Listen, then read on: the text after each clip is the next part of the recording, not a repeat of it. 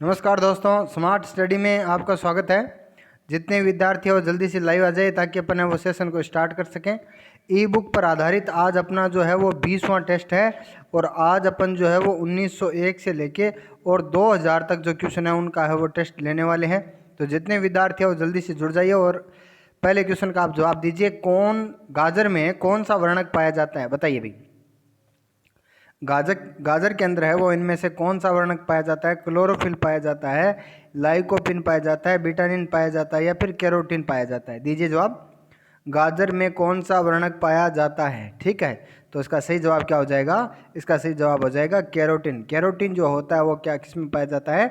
वो पाया जाता है गाजर के अंदर। ठीक है, चलिए अगले क्वेश्चन का आप जवाब दीजिए। रक्त परिसंचरण की खोज किसने की थी? बताइए भी। रक्त परिसंचरण की खोज है वो किसने की थी? लैंड स्टीनर ने की थी, विलियम विनर ने की थी, विलियम हार्वे ने की थी या जॉन वाटसन ने की थी? दीजिए जवाब। रक्त परिसंचरण की खोज है वो किसने की थी? दीजिए जवाब। तो इसका सही जवाब क्या हो जाएगा? विलियम हार्वे हो जाएगा। अपने को पता है लैंड स्टीनर और विनर ने क्या की थी? ब्लड ग्रुप की खोज की थी। ठीक है, लैंड स्टीनर और विनर ने क्या की थी? ब्लड ग्रुप की खोज की थी। और RH फैक्टर की खोज भी किसने की थी? लैंड स्टीनर और विनर ने की थी। ठीक है, चलिए अगले क्वेश्चन का आप जवाब दीजिए। शरीर के विभिन्न भागों में हृदय की ओर रक्त लाने वाली धमनी को क्या लाने वाली रक्त वाहिनी कहलाती है? बताइए। शरीर के विभिन्न भागों से हृदय की ओर रक्त लाने वाली जो रक्त वाहिनियां होती है उनको क्या बोलते हैं? धमनी बोलते हैं, सीरा बोलते हैं, केशिका बोलते हैं या फिर लसिका बोलते हैं? दीजिए जवाब। ठीक है, तो अपने को पता है कि धमनियां जो होती है वो शरीर के विभिन्न भागों के अंदर रक्त क्या करती है? ले जाती है। ठीक है, धमनियां रक्त के शरीर के विभिन्न भागों में रक्त को ले जाती है और सीरा है वो क्या करती है? लेकर आती है। ठीक है, अपन जानते हैं अच्छी तरीके से कि धमनियों के अंदर है वो O2 युक्त रुधिर पाया जाता है और शिराओं के अंदर CO2 युक्त यानी शुद्ध रुधिर धमनी में पाया जाता है, अशुद्ध रुधिर किस में पाया जाता है? शिरा में पाया जाता है। तो इसका सही जवाब क्या हो जाएगा? शिरा हो जाएगा। ठीक है, चलिए अगले क्वेश्चन का आप जवाब दीजिए। पेसमेकर का संबंध शरीर के किस अंग से होता है? बताइए भी। पेसमेकर का संबंध है वो शरीर के किस अंग से होता है? मस्तिष्क से होता है, यकृत से होता है, किडनी से होता है या फिर हृदय से होता है? दीजिए जवाब। पेसमेकर का संबंध है वो हृदय के किस अंग से होता है? बहुत ही इंपॉर्टेंट क्वेश्चन है। ठीक है, कई बार एग्जाम के अंदर ये क्वेश्चन है वो पूछा जा चुका है पेसमेकर, तो आपको याद रखना है पेसमेकर का संबंध किससे होता है? हृदय से होता है। ठीक है, कई विद्यार्थियों ने हृदय जवाब दिया है, तो हृदय इसका जवाब हो जाएगा। और पेसमेकर का कार्य यदि आपसे पूछा जाए तो इसका कार्य होता है हृदय की धड़कन को नियंत्रित करना। ये क्वेश्चन भी कई बार एग्जाम में पूछा गया है, तो आपको याद रखना है पेसमेकर का कार्य होता है हृदय की धड़कन को नियंत्रित करना। ठीक है, चलिए अगले क्वेश्चन का आप जवाब दीजिए। विटामिन ए का संचय है वो शरीर के किस भाग में होता है? बताइए भाई। विटामिन ए का संचय है वो शरीर के किस भाग में होता है? कोशिका में होता है, आंखों में होता है, यकृत में होता है या फिर अग्नाशय में होता है? ठीक है, अपन जानते हैं विटामिन ए जो होता है उसके स्रोत भी कई बार अपने आ चुके हैं, गोल्डन राइस और गाजर। ठीक है, इसका जो रासायनिक नाम होता है वो रेटिनोल होता है और ये आंखों के लिए क्या होता है? बहुत ही इंपॉर्टेंट होता है। अब आप मुझे ये बताइए कि इसका संचय है वो शरीर के किस भाग में होता है? तो इसका सही जवाब हो जाएगा यकृत। जो विद्यार्थी यकृत जवाब दे रहे हैं उनका जवाब है वो बिल्कुल क्या है? सही जवाब है। ठीक है, चलिए अगले क्वेश्चन का आप जवाब दीजिए। कौन से दांत से काटने में सहायक होते हैं? बताइए भाई।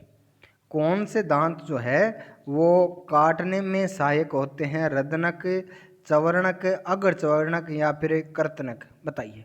अपने को अच्छी तरीके से पता है कि हमारे दांतों को 4 भागों में बांटा गया है। हमारे दांतों को 4 भागों के अंदर क्या किया गया है? बांटा गया है। ठीक है, एक होता है रदनक। रदनक का कार्य होता है चीरना। ठीक है, ये दांत जो है वो चीरने में सहायक होते हैं। और आपको कई बार एग्जाम में क्वेश्चन पूछा गया है कि मांसाहारी जो जानवर होते हैं उनके अंदर कौन से दांत है वो अधिक विकसित होते हैं? तो वो होते हैं रदनक, जिनको अपन बोलते हैं क्या? इंसीजर बोलते हैं इंग्लिश के अंदर। ठीक है, आगे यदि अपन बात करें तो चवर्णक और अग्र चवर्णक, ठीक है, ये मोलर और प्रीमोलर, इनका काम होता है चबाना। ठीक है, ये दांत जो होते हैं वो क्या होते हैं?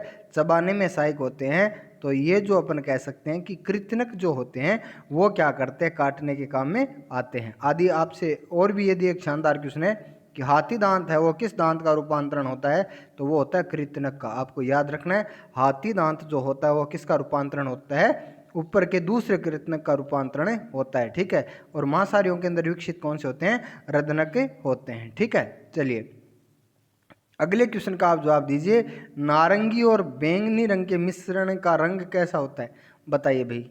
नारंगी और बैंगनी रंग का मिश्रण कैसा होता है, या आपसे कई बार ऐसा क्वेश्चन पूछा जा सकता है कि यदि नारंगी रंग के ऊपर बैंगनी रंग का प्रकाश डाला जाता है तो कैसा दिखाई देगा, दीजिए जवाब। लाल दिखाई देगा, पीला दिखाई देगा, हरा दिखाई देगा, या फिर नीला दिखाई देगा। कई बार एग्जाम में आया हुआ क्वेश्चन है तो इंपॉर्टेंट है, याद कर लीजिए और आप इसका जवाब दीजिए कि नारंगी और बैंगनी रंग का मिश्रण है वो कैसा दिखाई देता है, दीजिए जवाब। तो जो विद्यार्थी हरा जवाब दे रहे हैं उनका जवाब बिल्कुल सही है, ठीक है। चलिए अगले क्वेश्चन का आप जवाब दीजिए, कौन सा हार्मोन शरीर में रक्त में और शर्करा की मात्रा को नियंत्रित करता है, बताइए। शरीर में रक्त में शर्करा की मात्रा को नियंत्रित करने वाला हार्मोन कौन सा है, इंसुलिन है, थायराइड है, थाइमोसिन है, या टेस्टोस्टेरोन है, बताइए।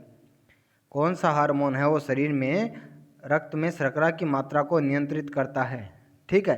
तो अपने को अच्छी तरीके से जानते हैं कि शरीर के अंदर है वो शर्करा की मात्रा को नियंत्रित करने वाला हार्मोन कौन सा है, इंसुलिन होता है, ठीक है। और अपन अच्छी तरीके से जानते हैं कि इंसुलिन हार्मोन जो होता है वो किसके द्वारा, अग्नाशय ग्रंथि के द्वारा स्त्रावित होता है, ठीक है। अग्नाशय ग्रंथि के द्वारा स्त्रावित होता है, ठीक है। चलिए अगले क्वेश्चन का आप जवाब दीजिए, निम्नलिखित में से चूने के जल का रासायनिक नाम क्या होता है, बताइए। चूने के जल को अपन क्या कहते हैं, बुझा हुआ चूना भी कहते हैं, क्या कहते हैं, बुझा हुआ चूना भी कहते हैं। अब आप मुझे ये बताइए कि चूने के जल का रासायनिक नाम क्या होता है, ठीक है। यदि अपन बात करें कैल्शियम ऑक्साइड, तो कैल्शियम ऑक्साइड अपने को पता है चूना पत्थर का रासायनिक नाम होता है। चूना पत्थर का रासायनिक नाम क्या होता है, कैल्शियम ऑक्साइड होता है। आगे यदि अपन बात करें कैल्शियम सल्फेट तो अपने को पता है कि जिप्सम का रासायनिक नाम क्या होता है, कैल्शियम सल्फेट होता है। कैल्शियम कार्बोनेट जो रासायनिक नाम होता है वो होता है संगमरमर का, किसका, संगमरमर का होता है। तो चूने के पानी का रासायनिक नाम क्या होता है, कैल्शियम हाइड्रोक्साइड होता है। तो जो विद्यार्थी कैल्शियम हाइड्रोक्साइड जवाब दे रहे हैं उनका जवाब बिल्कुल ही सही है, ठीक है। चलिए अगले क्वेश्चन का आप जवाब दीजिए, किस गैस की उपस्थिति के कारण पीतल का रंग बदरंग हो जाता है, बताइए भी। किस गैस की उपस्थिति के कारण है वो पीतल का रंग है वो बदरंग हो जाता है। पीतल क्या होती है, पीतल एक मिश्र धातु है, ठीक है। पीतल है वो तांबे प्लस जिंक की क्या होती है कि मिश्र धातु होती है पीतल। अब आपसे क्वेश्चन ये पूछा गया है कि किस गैस की उपस्थिति के कारण है वो इसका रंग क्या हो जाता है, बदरंग हो जाता है। आप दीजिए जवाब, नाइट्रोजन होगा, सल्फर होगा, या फिर ऑक्सीजन होगा, या फिर हीलियम होगा, दीजिए जवाब, ठीक है। तो इसका सही जवाब हो जाएगा ऑक्सीजन के कारण है वो पीतल का रंग क्या हो जाता है, बदरंग हो जाए। यदि चांदी का काला रंग पूछा जाए तो उसको मैंने आपको बता दिया है कि वो होगा कौन सा, सल्फर। चांदी काली क्यों हो जाती है, सल्फर के कारण हो जाती है, ठीक है। चलिए अगले क्वेश्चन का आप जवाब दीजिए, निम्नलिखित में से और बार किसकी इकाई होती है, बताइए। निम्नलिखित में से बार जो है वो किसकी इकाई होती है, बताइए। दाब की होती है, ध्वनि की तीव्रता की होती है, वायुमंडलीय दाब की होती है, या फिर प्रकाश की तीव्रता की होती है, दीजिए जवाब, ठीक है। तो अपने को पता है कि दाब की इकाई होती है पास्कल। दाब की इकाई क्या होती है, पास्कल होती है। ध्वनि की तीव्रता की इकाई क्या होती है, वो होती है डेसिबल। और अपन कह सकते हैं वायुमंडलीय दाब की इकाई क्या होती है, बार होती है। प्रकाश की तीव्रता या इसको अपन ज्योति तीव्रता बोलते हैं, और इसकी इकाई क्या होती है, इसकी इकाई होती है कैंडेला, क्या होती है, कैंडेला होती है, ठीक है। तो इसका सही जवाब क्या हो जाएगा, वायुमंडलीय दाब की इकाई क्या होती है, बार होती है। और आपको याद रखना है जैसे जैसे अपन ऊंचाई पे जाते हैं वायुमंडलीय दाब घटता है।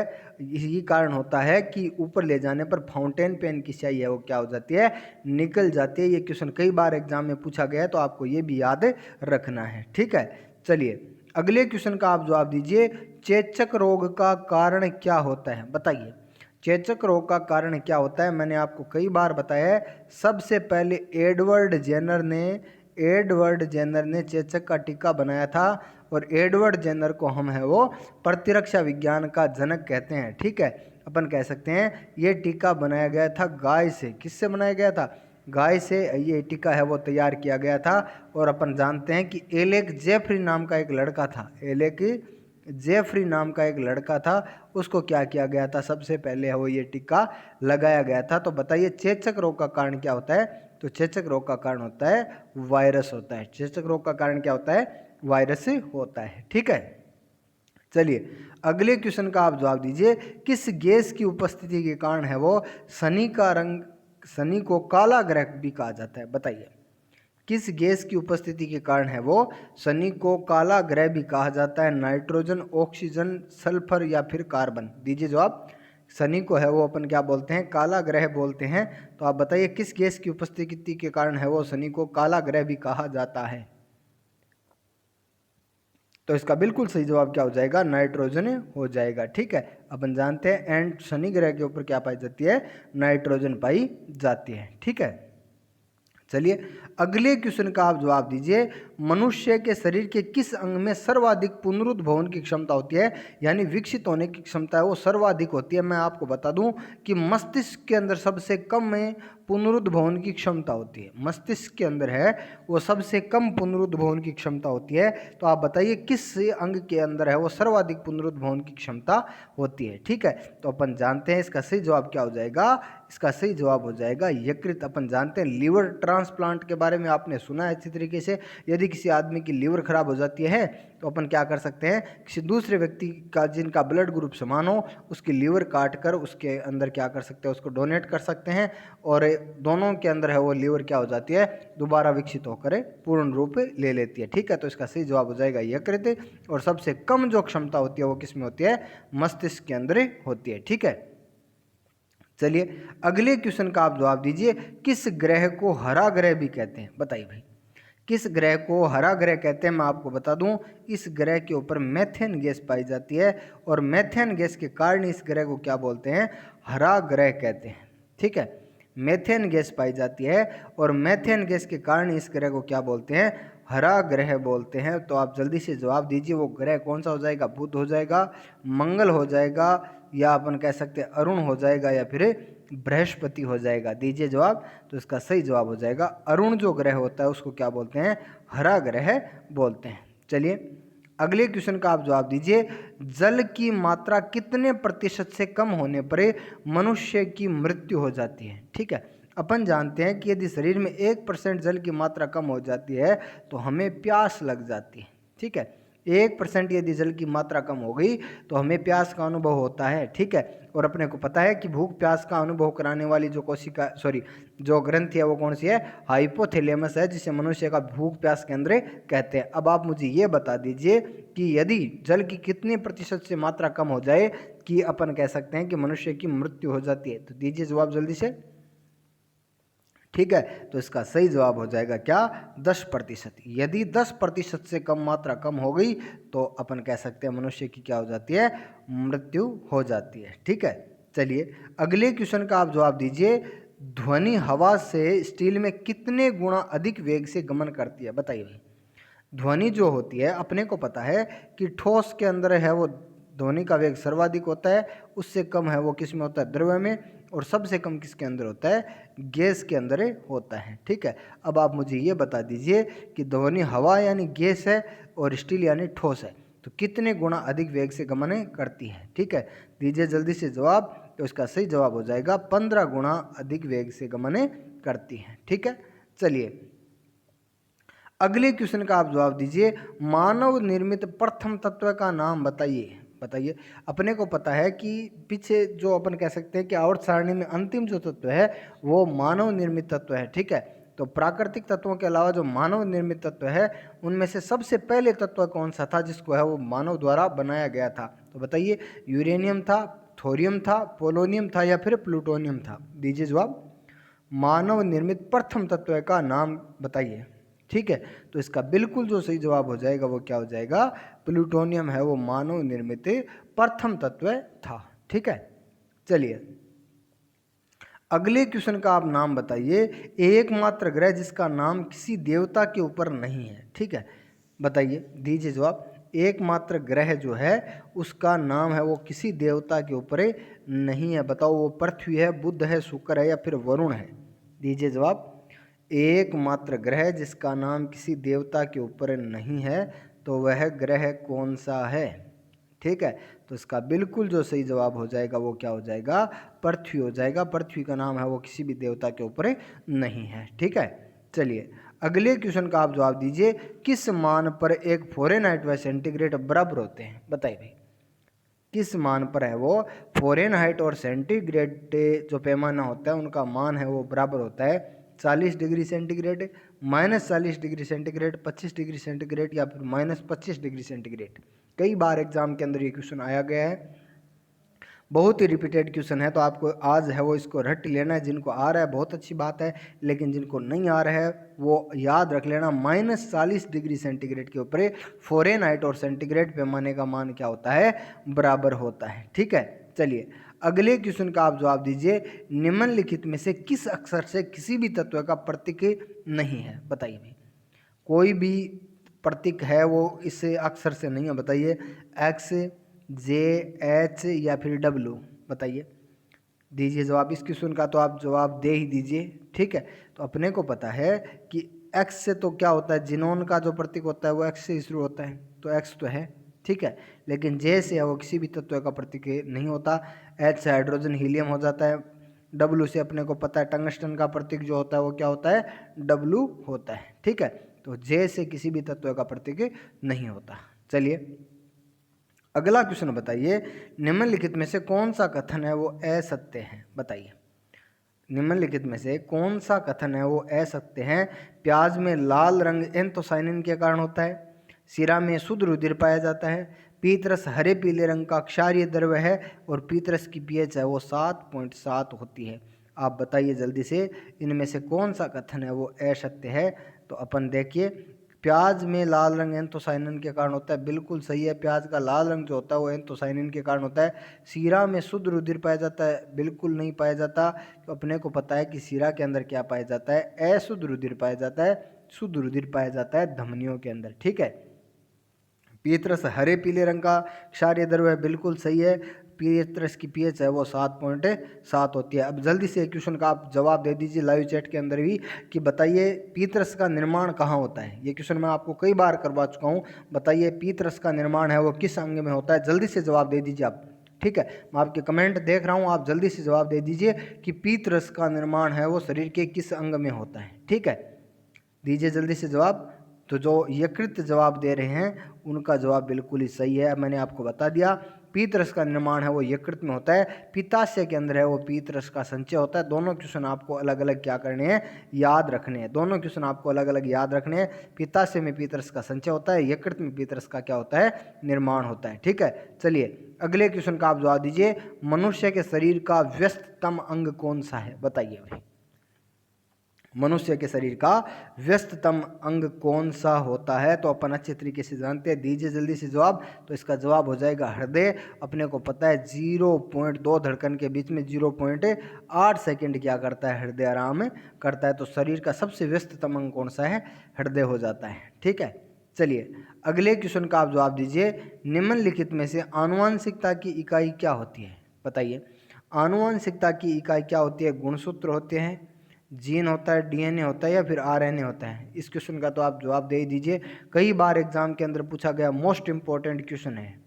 ठीक है, तो जिनको नहीं आ रहा है वो याद कर लेना। आनुवंशिकता की इकाई होती है क्या? जीन होती है विज्ञान की वह शाखा जिसके अंदर लक्षणों को अध्ययन किया जाता है, एक पीढ़ी से दूसरी पीढ़ी में जाने वाले लक्षणों का अध्ययन किया जाता है, आनुवंशिकता कहलाती है। और जीन वो कारक होता है, जीन वो कारक होता है जो अपन कह सकते हैं लक्षणों को एक पीढ़ी से दूसरी पीढ़ी में ले जाता है। और जीन शब्द किसने दिया था? जॉनसन ने दिया था। यह क्वेश्चन भी कई बार एग्जाम में आता है, जीन की खोज किसने की थी? तो जॉनसन ने की थी। ठीक है, चलिए अगले क्वेश्चन का जवाब दीजिए। निम्नलिखित में से कौन सा कथन असत्य है? बताइए, निम्नलिखित में से कौन सा कथन है वो असत्य है? सबसे बड़ी WBC मोनोसाइट है। बिल्कुल सही है। सबसे बड़ी WBC क्या होती है? मोनोसाइट होती है। WBC का मतलब अपन जानते हैं क्या होता है? WBC का मतलब होता है श्वेत रक्त कणिकाएं, जिनको अपन कहते हैं शरीर की रोगाणुओं से क्या करती है? रक्षा करती है। फ्रियोन एक शीतलक है। बिल्कुल अपने को पता है। क्लोरोफ्लोरोकार्बन को ही हम क्या कहते हैं? फ्रियोन कहते हैं। तो इसका जवाब क्या हो जाए? ये भी क्या हो जाएगा? सही। प्रतिरोध की इकाई साइमन होती है। बिल्कुल गलत है। प्रतिरोध की इकाई होती है क्या? ओम होती है। प्रतिरोध की इकाई क्या होती है? ओम होती है। बेकिंग सोडा का रासायनिक नाम सोडियम हाइड्रोजन कार्बोनेट होता है। बिल्कुल सही है। तो इसका जवाब हो जाएगा क्या? सी। प्रतिरोध की इकाई साइमन नहीं होकर क्या होती है? ओम होती है। ठीक है। तो दोस्तों अपना 2000 क्वेश्चनों का है वो अब तक टेस्ट हो चुका है। जो विद्यार्थी लगातार टेस्ट दे रहे हैं उनकी तैयारी मैं मानता हूं कि एक अच्छे लेवल तक है वो धीरे धीरे है वो पहुंच रही है। उनको एक बहुत अच्छे जो बेसिक चीज़ें हैं उनका है वो नॉलेज हो चुका है। ठीक है। तो अपना किसी भी प्रकार का 2000 क्वेश्चनों तक आपका यदि कोई भी नॉलेज आप शेयर करना चाहे तो आप कमेंट बॉक्स के अंदर है वो ज़रूर लिख देवें कि भाई आप में से किस प्रकार से आपने सुधार किया, किस प्रकार से आप है वो तैयारी कर रहे हो। ठीक है। चलिए मिलते हैं नेक्स्ट टेस्ट में। सभी है वो वीडियो को है वो लाइक कर दीजिए। और भी विद्यार्थी है जो किसी भी एग्ज़ाम की तैयारी कर रहे हैं उनको जोड़ लीजिए। कल अब जो विद्यार्थी राजस्थान से हैं जो राजस्थान के कंपटीशन एग्जाम की जो वनपाल वन रक्षक की तैयारी कर रहे हैं, कल हमने देखा कि जो वनपाल वन रक्षक के अंदर भी है वो साइंस को एक अलग ही रूप दे के है वो जोड़ दिया गया है। तो वन रक्षक के अंदर तो क्या किया गया है कि जो 10वीं तक की साइंस जोड़ी गई है, लेकिन वनपाल के अंदर है वो 12वीं क्लास तक की साइंस जोड़ी गई है। तो जो विद्यार्थी वनपाल की और वन रक्षक की तैयारी कर रहे हैं वो भी क्या कर सकते हैं? जुड़ सकते हैं, क्योंकि अब उनको साइंस है वो 100 में से कम आप मान के चलो कि 15 से 20 क्वेश्चन है वो उनके साइंस के होने वाले हैं। तो सभी विद्यार्थी है वो जल्दी से उनको भी है वो सूचना कर दें जो वनपाल वन रक्षक की तैयारी कर रहे हैं। ठीक है। जल्दी से आप है वो कमेंट बॉक्स में बता देना कि आपके कितने क्वेश्चन है वो सही हो रहे हैं। ठीक है। चलिए मिलते हैं नेक्स्ट टेस्ट के अंदर।